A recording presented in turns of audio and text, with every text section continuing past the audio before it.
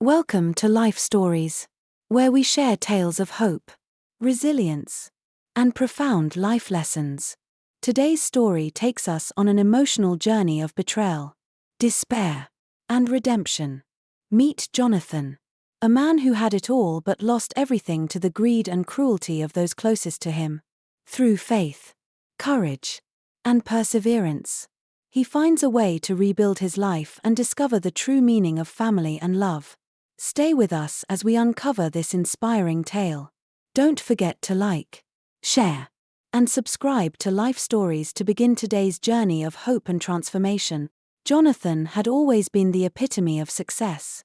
As a well-respected bank manager in the heart of New York City, he carried himself with quiet confidence. His tailored suits and steady demeanor a testament to the years of hard work and dedication that had brought him to this point. His wife, Rachel, often walked by his side, radiating charm as they attended social gatherings in their Upper West Side community. Their two young sons, Ethan and Daniel, were their pride and joy, symbols of the life Jonathan had built with love and sacrifice.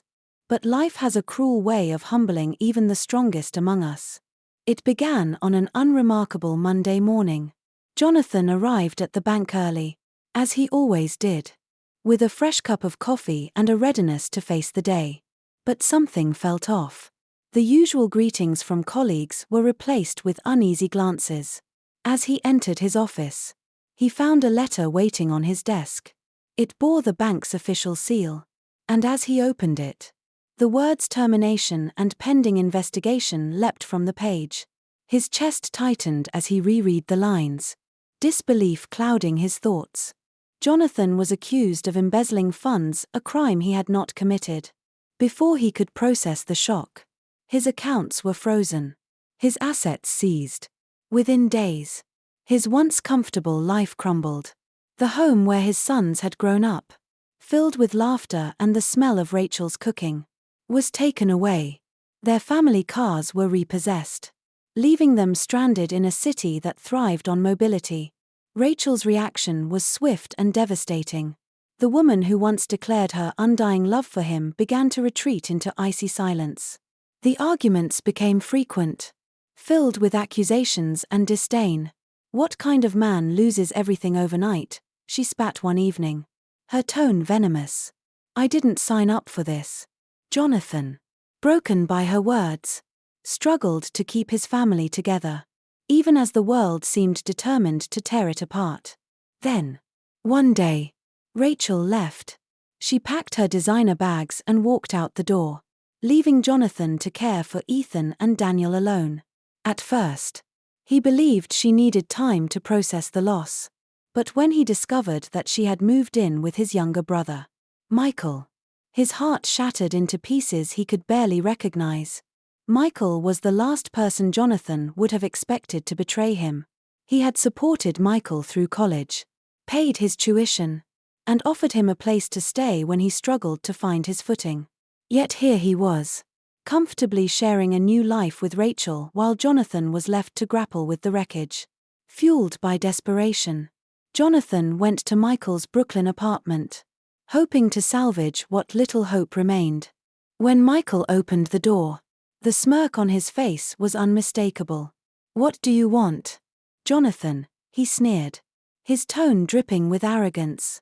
But before Jonathan could reply, his gaze fell upon Rachel, sitting comfortably in Michael's living room. The intimacy of the scene, the ease with which they had settled into this new dynamic, was a dagger to his soul. "Why are you doing this to me?" Jonathan asked, his voice trembling with pain. Michael's response was chilling. "Because I can," he said. "You always had everything: success, respect, a family. It's my turn now." Jonathan staggered out of the apartment, the weight of the betrayal crushing him. Days turned into weeks, and he found himself sinking further into despair. Rachel never returned. Michael's newfound wealth raised questions among their acquaintances. But Jonathan could barely think about that. His focus remained on survival, on keeping Ethan and Daniel fed and housed, even as eviction notices piled up. Desperation forced Jonathan into the humbling world of wheelbarrow pushing in the bustling streets of Brooklyn. Gone was the man who once led board meetings and shook hands with corporate executives. In his place was a father, bruised by life's blows, determined to earn whatever meager income he could to provide for his sons. The once pristine suits were replaced with worn-out clothes, and the polished shoes with dusty sneakers. Yet, every morning, Jonathan rose before dawn, gripping the handles of his wheelbarrow as he trudged through the streets, offering to carry goods for a small fee. The world was unkind to him. Market vendors barked orders at him as though he were invisible, and some even refused to pay him for his services. Others tossed him scraps of food instead of the money he needed to pay rent. Yet, Jonathan endured, his love for his children propelling him forward. But when Ethan and Daniel were sent home from school for unpaid fees, and their landlord threatened eviction, Jonathan realized he was nearing his breaking point. He knelt by his sons' beds that night, watching their small chests rise and fall in restless sleep. His prayers were whispered, each word laced with pain and hope. God, give me strength. Don't let them suffer because of me. Unbeknownst to Jonathan, his suffering was no accident. Michael, emboldened by greed, had joined a secretive cult during his final year of college. Their promise of wealth and power came at a terrible cost, a sacrifice. Someone close to him had to lose everything. Michael had chosen Jonathan, sacrificing his brother's future for his own gain.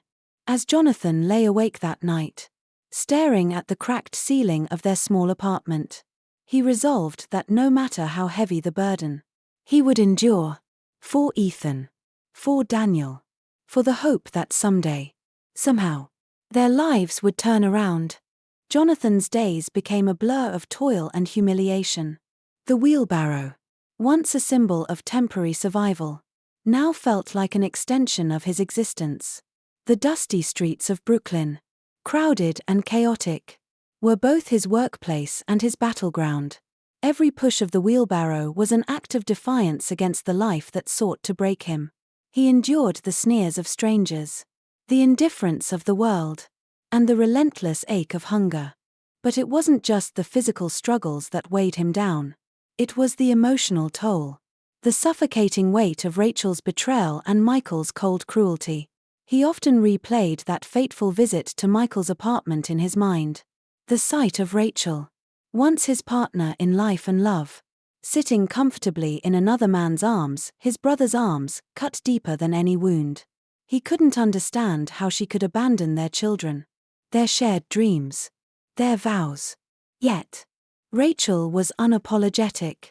The few times she spoke to him afterward, her words were laced with mockery. "You're just a failure, Jonathan," she said during one bitter encounter. "Michael can give me the life I deserve. You can barely keep a roof over your head." Michael, too, had no qualms about his actions. His newfound wealth was flaunted at every turn: expensive suits, luxury cars, and the kind of arrogance that comes from ill-gotten gains. He made no secret of his disdain for Jonathan. "You were always too soft," he said once, his voice dripping with derision. "This world belongs to those who take what they want." Jonathan tried to shield Ethan and Daniel from the worst of it, but the cracks in their fragile life were impossible to hide.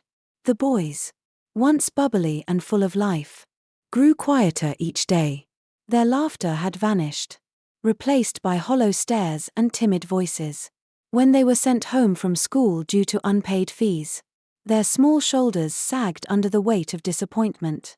"It's okay, Daddy," Ethan whispered one evening, trying to console his father. "We'll go back to school someday." Jonathan's heart broke anew. He saw the pain in their eyes, the hunger that gnawed at their small frames.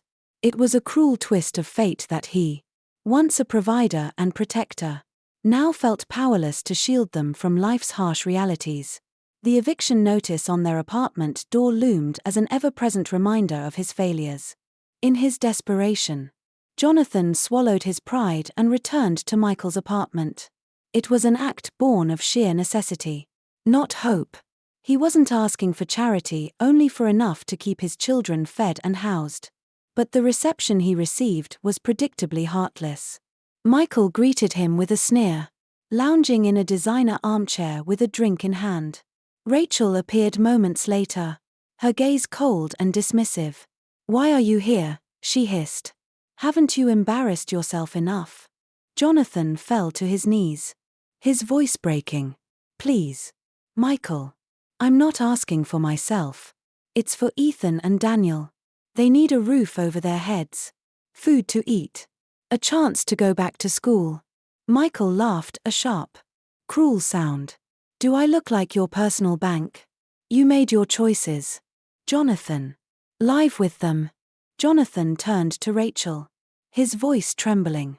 "They're your children too, Rachel. Don't you care what happens to them?" Rachel rolled her eyes, her indifference chilling. "They're your responsibility now, Jonathan. I've moved on."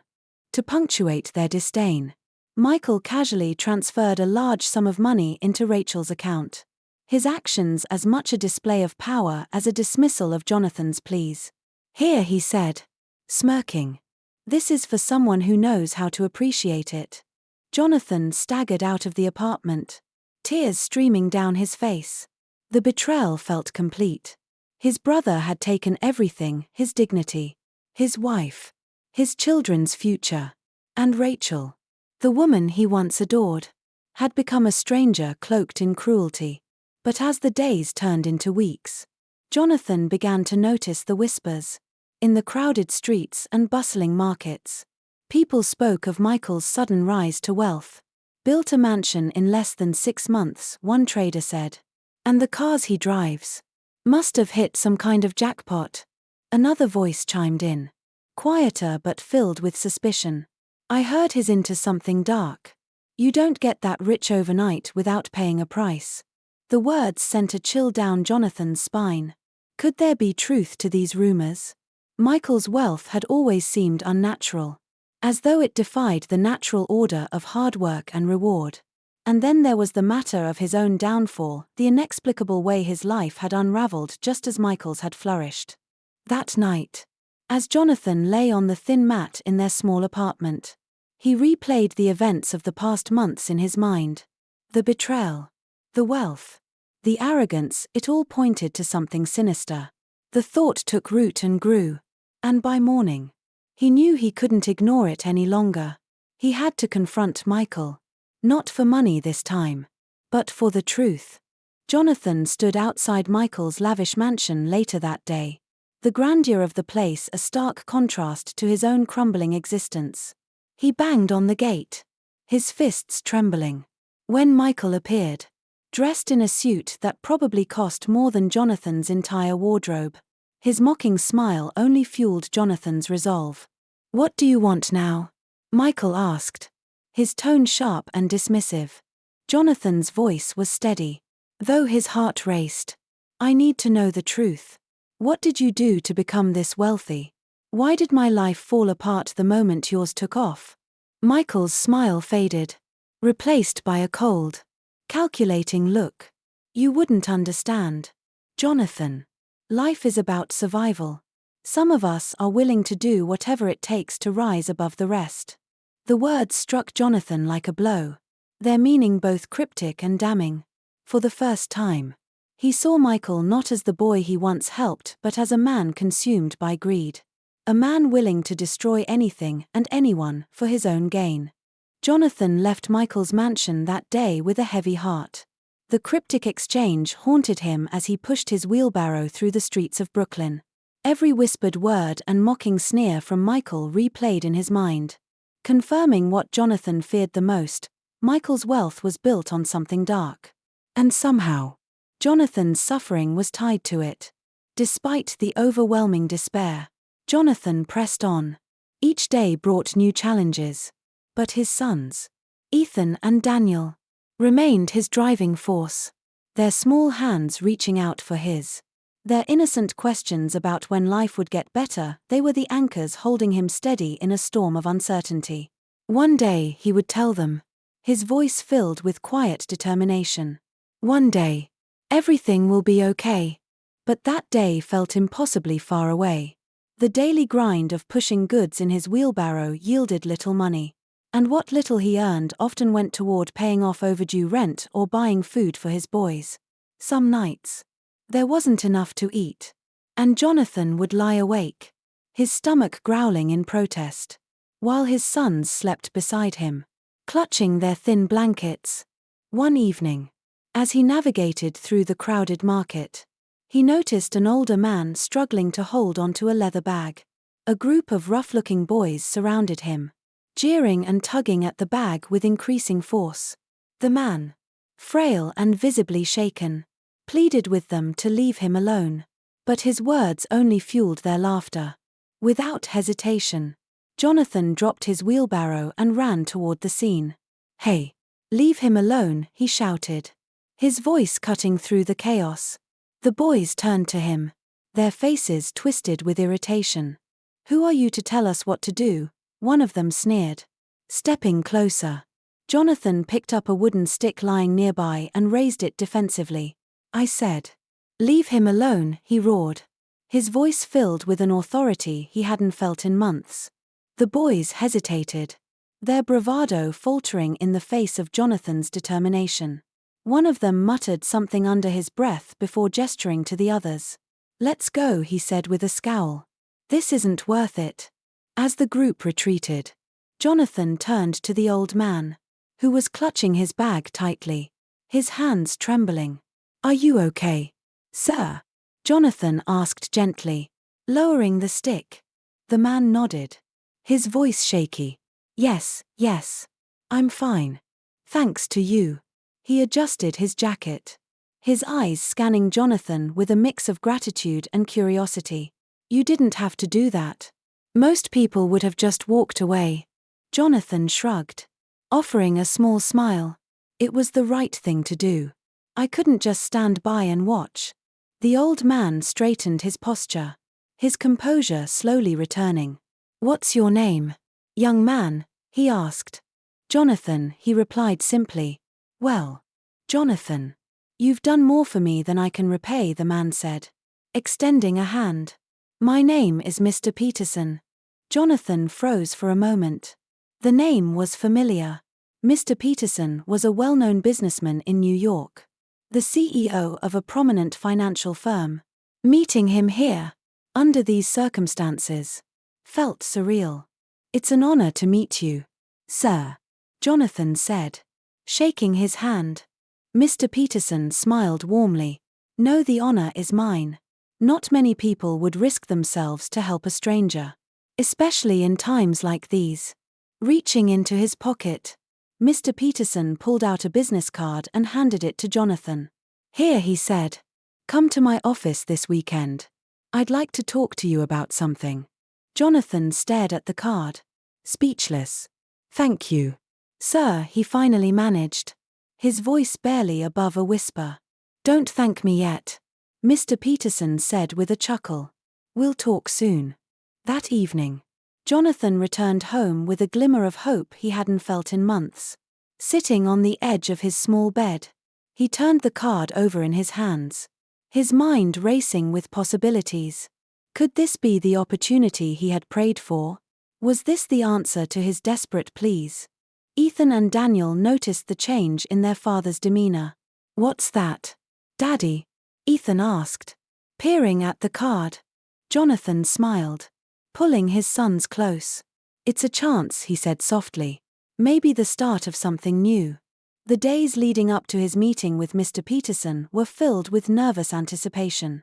Jonathan cleaned and pressed his best shirt, a faded but well-kept one, and polished his worn shoes until they gleamed. On the morning of the meeting, he looked at himself in the cracked mirror, adjusting his collar and taking a deep breath. "You've got this," he whispered to his reflection. When he arrived at Mr. Peterson's office, the grandness of the building was overwhelming. The polished marble floors, the high ceilings, and the air of quiet efficiency reminded Jonathan of the life he had once known. A receptionist greeted him warmly and guided him to a private office where Mr. Peterson waited. "Jonathan," Mr. Peterson said, standing to shake his hand. "It's good to see you again. Please, have a seat." As Jonathan Saturday, he couldn't help but feel a mix of awe and gratitude. He had no idea what the future held. But for the first time in what felt like forever, he dared to believe that it might hold something good. Jonathan sat across from Mr. Peterson in the spacious office, the sunlight streaming through the floor-to-ceiling windows behind the older man. The opulence of the room was intimidating, but Mr. Peterson's warm demeanor eased Jonathan's nerves. "Jonathan," Mr. Peterson began, his hands clasped on the polished desk, "you struck me as a man of integrity when you helped me in the market. Tell me what brought you to that point. I want to understand your story." Jonathan hesitated. It wasn't easy to recount the painful memories, but something about Mr. Peterson's genuine interest encouraged him to open up. He began to speak, his voice steady but laced with emotion. He described his life as a bank manager, the sudden and unjust accusations, the devastating loss of his job, home, and family. He spoke of Rachel's betrayal and how Michael had taken everything, leaving him to fend for himself and his sons. Mr. Peterson listened intently, his expression shifting from concern to disbelief as Jonathan detailed his brother's cruel actions. When Jonathan finished, there was a heavy silence in the room. "You've been through more than most men could endure," Mr. Peterson said finally, his voice soft. "But you've held on to your integrity. That's something money can't buy." Jonathan lowered his gaze, feeling a mix of gratitude and vulnerability. "I've done my best, sir. But it hasn't been easy." Mr. Peterson nodded thoughtfully. "I believe in second chances, Jonathan. And I believe in people who show courage and kindness, even when life is at its worst." He reached into a drawer and pulled out a folder. "I'd like to offer you a position at one of my banks. A managerial role. I think you have the skills and the heart to excel." Jonathan froze, his breath catching. "A managerial role," he repeated, his voice barely above a whisper. "Yes," Mr. Peterson said firmly. "I want to help you rebuild your life. You've earned it." Tears welled up in Jonathan's eyes as he stood and extended his hand. "Thank you, sir. You don't know what this means to me." Mr. Peterson smiled warmly. "Just promise me one thing. When you're in a position to help others, don't hesitate to do so." "I promise," Jonathan said, his voice steady with determination. The weeks that followed were transformative. Jonathan started his new job with a mix of excitement and trepidation. The learning curve was steep, but his years of experience quickly surfaced. His colleagues respected his dedication and admired his quiet strength. For the first time in months, he felt a sense of purpose. But while Jonathan's life began to take a turn for the better, Michael's was unraveling. The whispers about his sudden wealth grew louder, and the veneer of his success started to crack. The same people who once admired his riches now spoke of him with suspicion. "He's not as untouchable as he thinks," one trader in the market murmured to another. "You can't climb that fast without stepping on someone." Unknown to Michael, his pact with the cult was faltering. The power he had gained came with a cost he hadn't fully understood. And the cracks were beginning to show. The endless stream of money that had once flowed into his accounts began to dwindle. His charm, which had opened so many doors, seemed to lose its effect. For the first time, he felt the weight of fear pressing down on him. Desperate, Michael returned to the cult leader, seeking answers. The man, cloaked in dark robes, looked at him with a mix of disdain and amusement. "You've taken much," he said in a low, menacing voice. "But the balance must be restored." "What do you mean?" Michael demanded, his voice trembling. "I did everything you asked. I gave you the sacrifice." "Yes," the leader replied, his tone cold. "But there is a greater power at play. Your brother is no longer walking alone. A divine force protects him now." Michael's heart raced. "Jonathan? His nothing. I took everything from him." The cult leader's eyes glinted with malice. "You underestimated him. That will be your undoing. The words haunted Michael as he returned to his mansion. He tried to dismiss them. But the feeling of unease grew with each passing day. He began to see shadows where there were none. Hear whispers that had no source. His nights were plagued with nightmares of Jonathan rising from the ashes, stronger than ever. One evening, Michael's fear reached a breaking point. Determined to reclaim his power, he attempted a new ritual, one that promised to solidify his control over his ill-gotten wealth. He followed the instructions carefully, lighting the candles and reciting the incantations. But as he called out Jonathan's name for the third time, a deafening thunderclap shook the room. Lightning struck the altar, throwing Michael across the room. He screamed in agony as an unnatural force seemed to rip through him. When the chaos subsided, Michael lay on the floor, his body trembling, his mind shattered. He had failed. Days later, Michael, disheveled and muttering incoherently, wandered into the streets. The once proud man who had taken everything from his brother was now a shadow of himself, consumed by the consequences of his greed.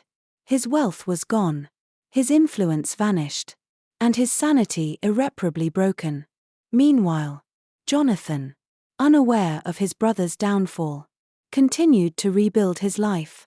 For the first time in months, he felt a flicker of hope, a belief that, perhaps, justice was beginning to find its way.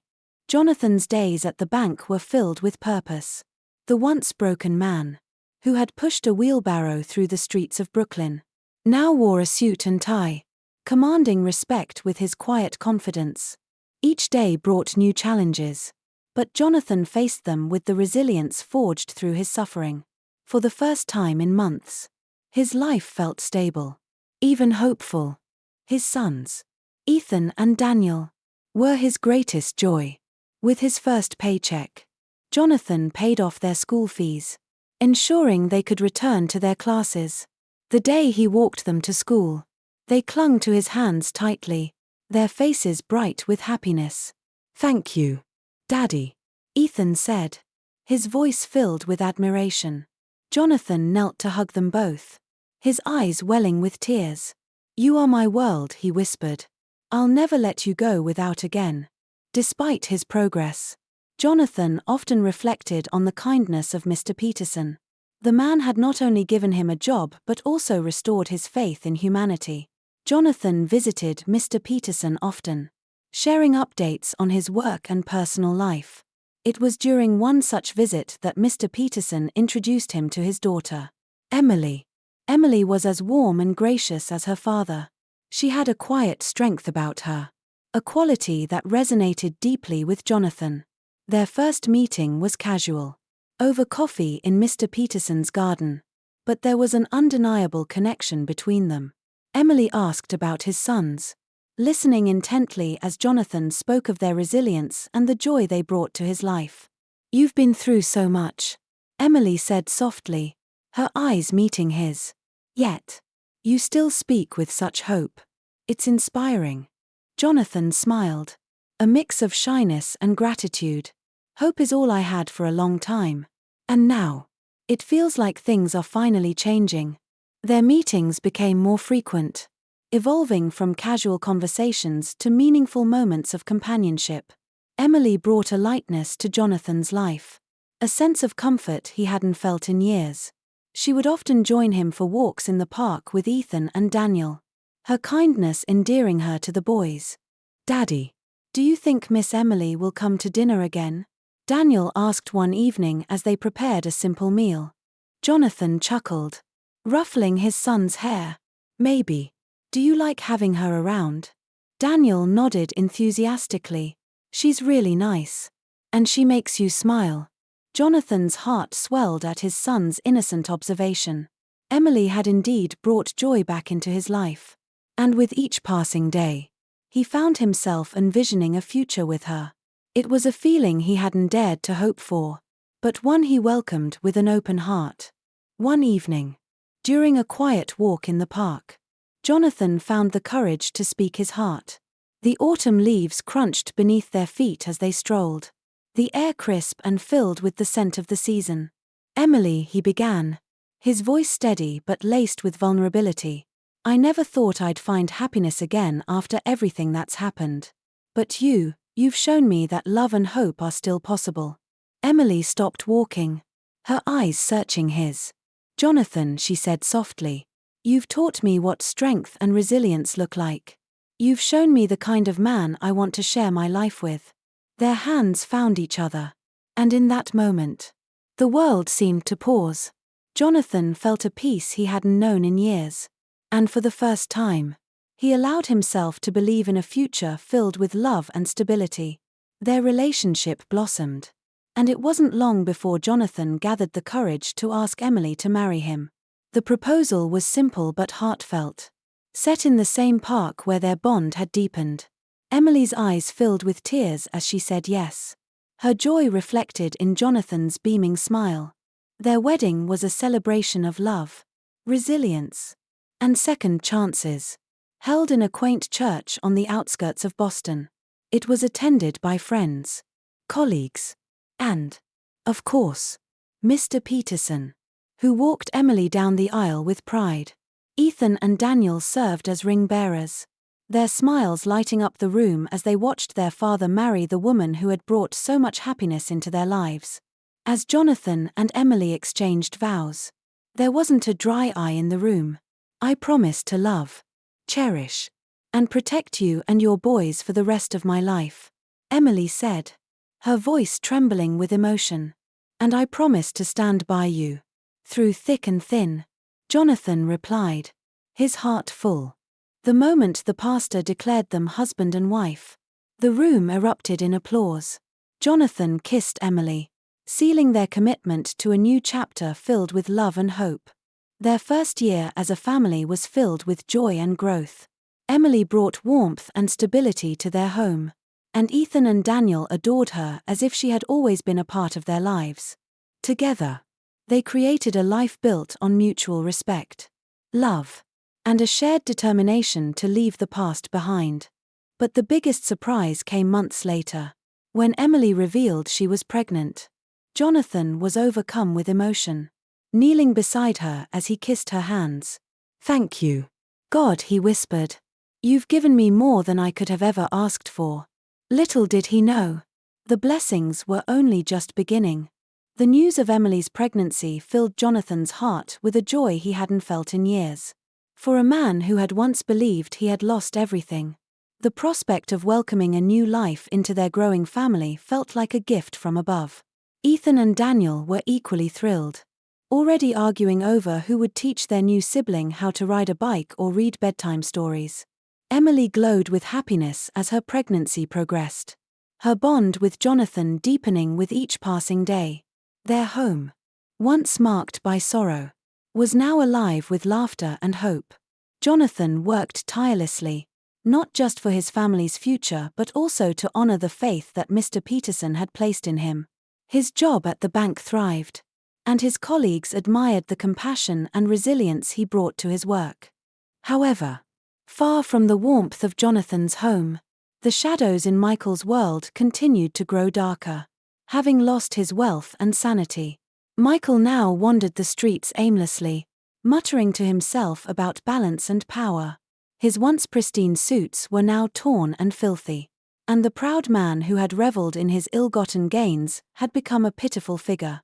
People whispered about his downfall, but few understood the true depths of his desperation.